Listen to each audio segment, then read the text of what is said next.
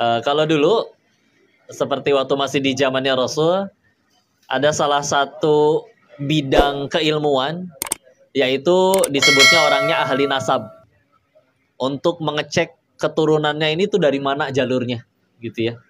Dan kalau di zaman itu bahkan bisa tahu standarnya sampai 9 ke atas, 9 generasi ke atas, ya. Apa emang fungsinya kok? Karena dari menelusuri nasab itu salah satu yang bisa didapat bahwa nanti juga memudahkan kita untuk nentuin masa depan kita. Kayak contoh ya, Rasulullah Muhammad SAW secara suku bangsanya orang Quraisy. Yang orang Quraisy itu sampai disebutkan khusus di dalam Al-Quran, di Quran surat 106 ya, 4 ayat. Li'ila fi Quraisy ila fihim rihlatash syita'i was-shaif. Rihlah. Rihlah apa artinya? Jalan-jalan ya. Cuman kalau kita jalan-jalan ngabisin duit biasanya, Pak. Ya. Kalau orang Quraisy jalan-jalan rihlah jadi duit. Ya. Musim panas mereka ke utara, musim selatan mereka ke musim panas, musim dingin mereka ke selatan. Ya. Dan itu pergi kemanapun, emang orang Quraisy itu diberikan kelebihannya itu. Ya. Pandai berdagang, pandai bermuamalah, sehingga akhirnya Rasulullah pertama merintis karirnya juga dulu sebelum jadi Rasul, berjualan dulu, dan bagus karirnya, ya. Nanti ada lagi misalkan dari Bani Umayyah, kelebihannya di kepemimpinan misalkan. Ada lagi dari Bani Adi, Umar bin Khattab, dia biasanya lebih jadi pengadil. Makanya dulu Umar bin Khattab ketika di zaman kepemimpinan Abu Bakar, orang yang paling berilmu itu diletakkan biasanya sebagai qadhi. Qadhi itu kalau zaman sekarang mah hakim lah ya. Menentukan mana yang lebih baik, menentukan mana yang lebih harus adil itu seperti apa. Nah, nanti jadi karirnya jadi jelas, Pak. Udah tahu sekeluarganya misalkan setelah ditelusuri nasabnya adalah pengusaha semua, dia pengen jadi guru misalkan. Boleh, bagus. Tapi bisa jadi dia tidak sesukses guru-guru yang lain yang memang bukan jalurnya di memang tenaga pendidik. Ya. Memang jalurnya memang orang kepemimpinan semua. Lalu dia misalkan pengennya misalkan berdagang. Oh, nanti bisa jadi tidak sesukses pedagang yang lain. Ya. Makanya tadi ngobrol sama beberapa bapak, wah kudu disusun lagi nih pohon nasabnya. Nanti dicek tuh. Makanya kalau misalkan ada muda-budinya nih yang kok karirnya belum gambang-gambang ya, ya coba ditelusuri lagi boleh tuh. Ya. Nasabnya ini kemana nih? Kalau saya qadarullah yang namanya orang Cina mah dagang ya, jualan. Sama jadi memang kebanyakan keluarga di bisnis sejauh ini juga untuk menopang supaya tidak bergantung dari kayak begini ngaji apa segala macam, ya udah usaha sehingga setiap kali bismillah. Jadi enak kalau ditanya kok kalau ngaji sama kokotnya gimana, gratis we, aman, udah selesai. Selama ini bilang gratis ge hidup wae tambah gemuk malah saya ya. Emang yang lebih dikejar nanti insya Allah adalah keberkahannya ya. Oke, bismillah. Ini dapat requestan tema, alhamdulillah. Yang pertama terkait memupuk persaudaraan tentunya tadi, dan juga terkait penggugur dosa dan perbanyak tobat dan dengan pupuk persaudaraan. Yang penting jadi amal soleh semuanya insya Allah. Ya. Sehingga kita pengen bahas dulu nih. Kok kalau bicaranya udah ke pengajian, kan lama-lama ya sekalipun apapun yang dibahas ujungnya Allah lagi, Allah lagi, Allah lagi. Sukses yang nentuin Allah, dagang laku yang nentuin Allah, sembuh yang nentuin Allah, ya. Terus nanti akan ada jadi pertanyaan. Kok kalau semuanya Allah yang nentuin, terus buat apa kita ikhtiar? Ya. Dokter lah misalkan dokter ditanya sama pasiennya. Dokternya bilang, "Ini pasien sakitnya separah apapun, kalau saya nggak sentuh juga, kata Allah sembuh, sembuh." Ya. Atau misalkan ini pasien cuma sakit panu, Pak. Dokternya 1000 orang. Semuanya berusaha ngobatin. Kata Allah nggak sembuh, nggak sembuh. Ya, kata Allah wafat, wafat. Terus si dokter ditanya sama pasien yang lain. Atuh buat apa dokter tengah malam ditelepon ke IGD masih mau datang? Kan bukan dokter yang nyembuhin. Cenah Allah, atuh ngapain capek-capek? Ya. Nah, buat apa nih selama ini kita udah ikhtiar, capek kerja, ada yang mendidik anak, ada yang setiap hari pergi ke kantornya. Kita berikhtiar, yang paling utama adalah agar jadi amal soleh. Gimana kok maksudnya jadi amal soleh? Jadi sesuatu yang diterima di sisi Allah. Ya. Karena kalau kita ngarep-ngarepnya balasan dalam bentuk urusan dunia, entah gaji, entah naik jabatan, entah dikagumi bawahan, entah dinaikkan jabatan oleh atasan, kita nggak bisa ngatur orang. Dan kata siapa yang kita inginkan itu paling baik buat kita. Lebih enak, bisa jadi seumur hidup keinginan kita lebih banyak nggak kejadiannya. Tapi semua yang kita perbuat bikin Allah ridho. Meninggal, oh paling banyak bisa jadi bekalnya, Pak. Daripada seumur hidup pengen apa 5 menit kemudian langsung dikabul. Tapi tidak ada satupun perbuatannya yang jadi nilai di sisi Allah, jadi amal soleh. Nanti akan ada hari di mana atau meninggal berarti saya dapat apa? Capek doang bak-bak di dunia. Nggak bawa bekal. Karena udah dibales di dunia. Karena tadi pengen kaya, ya sok mah nggak dikasih kaya lah ke Allah.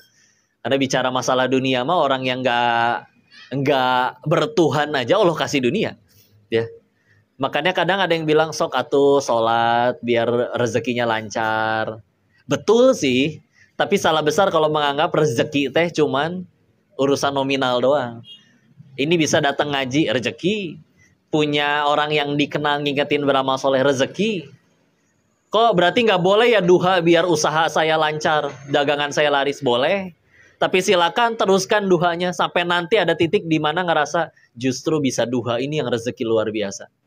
Justru bisa bangun tahajud ini yang rezeki yang luar biasa. Ya.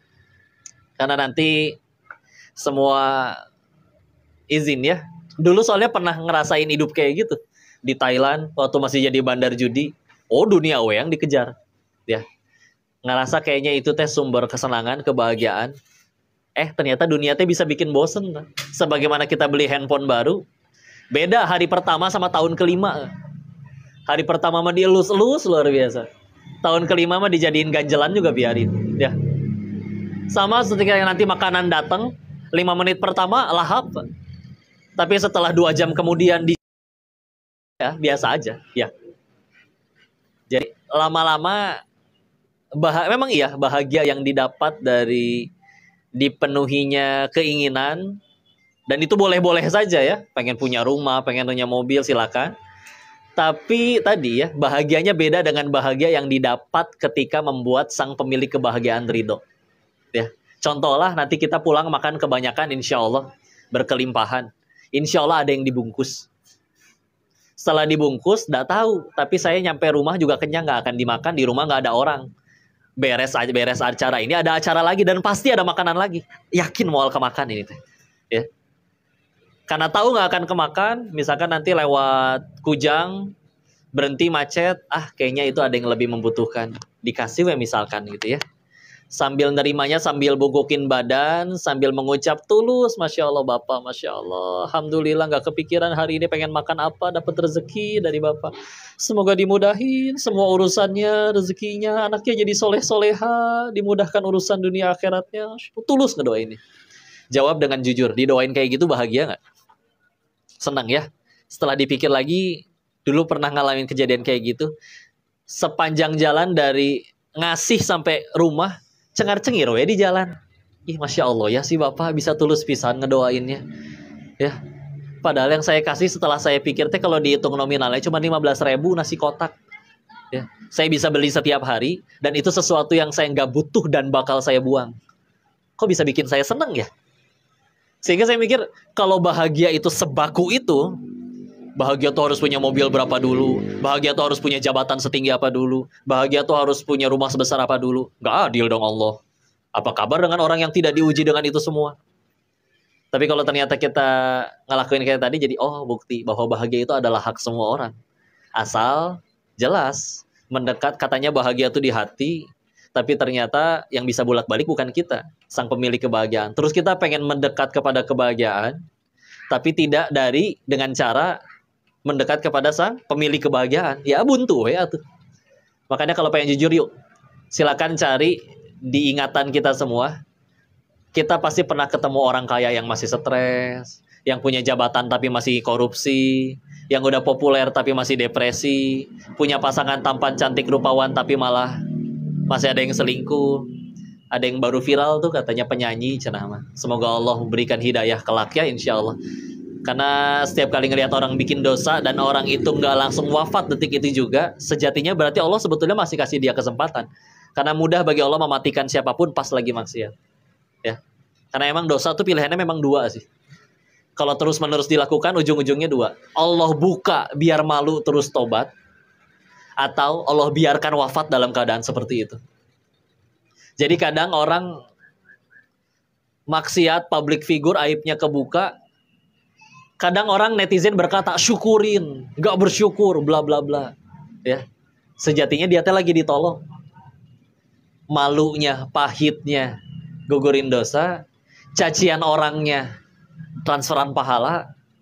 Coba tuh. Walaupun kadang manusia kebalik, Kak. Tiap kali kena maksiat nih, nama baik kita rusak. Kita tahu ya di Indonesia sampai ada pasal pencemaran nama baik. Demi mengembalikan nama baik tuh rela keluar duit, bayar pengacara, pengadilan, bak-bak sana sini dengan durasi yang begitu lama, dengan segala keribetannya, hanya nama baik. Ya. Padahal sejatinya setiap kali ada aib kita kebuka, seharusnya yang lebih manusia pikirin adalah bukan gimana caranya netizen jadi suka lagi sama kita. Gimana caranya gara-gara kejadian ini Allah jadi ngampunin kita. Anggaplah akhirnya satu dunia jadi cinta lagi sama kita. Nama berhasil bersih, tapi Allah tetap benci karena tahu siapa diri kita yang asli. Mana selamat nanti setelah kematian. Ya. Tapi kadang manusia gimana caranya? Follower saya sudah hilang banyak kok. Saya sudah dicaci satu dunia. Apa artinya? Coba soklah diuji, dicaci. Dasar Denis, monyong kamu? Apa mulut saya langsung mancung? Enggak, gini-gini aja. Satu dunia mencaci mulut saya. Monyong kamu Denis, sampai jeding merekanya. Enggak, saya begini aja. Malah yang nyebut kata monyong yang harus majuin bibir. Coba nyebut kata monyong tanpa majuin bibir, Bu, silakan. Susah ya, nggak bisa. Ya, tenang. Karena lega kalau udah kayak gitu. Akan jadi berat kalau misalkan di hatinya bahagianya bukan dari dekat sama Allah. Bahagianya dari penilaian makhluk. Oh, capek itu luar biasa. Ya.